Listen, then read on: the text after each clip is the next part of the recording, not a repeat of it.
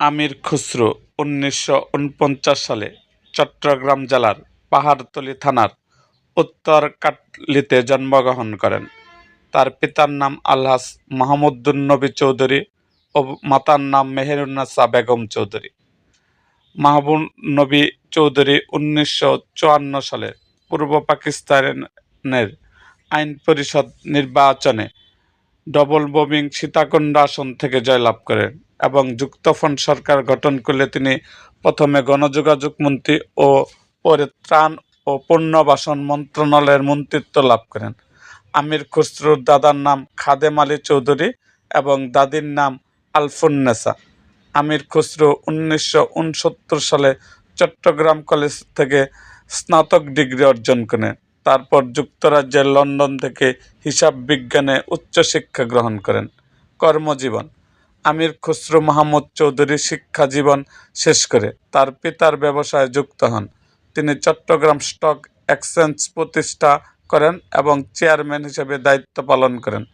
তিনি Chattogram chamber of commerce and ইন্ডাস্ট্রিজের সাবেক সভাপতি ও দক্ষিণ এশিয়া এক্সচেঞ্জ ফেডারেশনের প্রথম সভাপতি হিসেবে দায়িত্ব পালন করেন। এছাড়া খুসরো চট্টগ্রাম দক্ষিণ কোরিয়া আনারসি কনসাল সোনালী ব্যাংকের ভারপ্রাপ্ত চেয়ারম্যান, জাতীয় রাজস্ব বোর্ড ও বাংলাদেশ শিল্প বিভাগের উপদেষ্টা কমিটির সদস্য হিসেবে দায়িত্ব পালন করেন। রাজনৈতিক জীবন: খালেদা জিয়া ১৯৯১ সালে নির্বাচনে চট্টগ্রাম আসন থেকে বিজয়ী হয়ে আসনটি ছেড়ে দেওয়ার পর আমির খুসরো মাহমুদ চৌধুরী চট্টগ্রাম ৮ আসন থেকে উপনির্বাচনে বিজয়ী হন। একই আসন থেকে ফেব্রুয়ারি ১৯৯৬, জুন ১৯৯৬ এবং ২০০১ সালের অষ্টম জাতীয় সংসদ নির্বাচনে বাংলাদেশ জাতীয়তাবাদী দলের প্রার্থী হিসাবে বিজয়ী হন। ২০০৮ সালের নবম জাতীয় সংসদ নির্বাচনে তিনি চট্টগ্রাম ১০ থেকে নির্বাচন করেন এবং বাংলাদেশ আওয়ামী লীগের মনোনীত প্রার্থী এম আবদুল্লাহ লতিফের কাছে পরাজিত হন।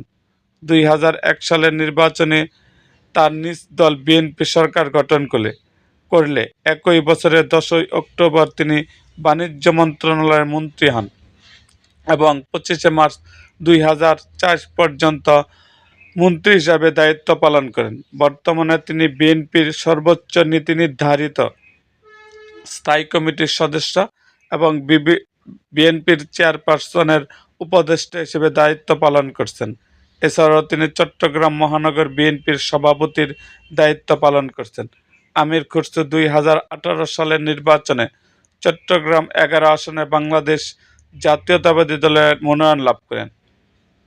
ত্রয়োদশ জাতীয় সংসদ নির্বাচনে তিনি চট্টগ্রাম ১১ আসনে বিজয়ী হয়েছেন এবং নবগঠিত মন্ত্রিপরিষদে তিনি অর্থ ও পরিকল্পনা মন্ত্রণালয়ের দায়িত্ব পেয়েছেন। ব্যক্তিগত জীবনে আমির খুসরো তাহের আলমের সাথে বিবাহ বন্ধনে আবদ্ধ হন। এই দম্পতির এক পুত্র ও এক কন্যা সন্তান রয়েছে। এরকম আরও ভিডিও পেতে এবং রাজনৈতিক অঙ্গনে নানা ঘটনা ও ইতিহাস জানতে আমাদের মুক্তাগাছার ইতিহাস মিডিয়া ইউটিউব চ্যানেলটিকে সাবস্ক্রাইব করুন এবং পাশে থাকা বেল আইকনটি বাজিয়ে দিন।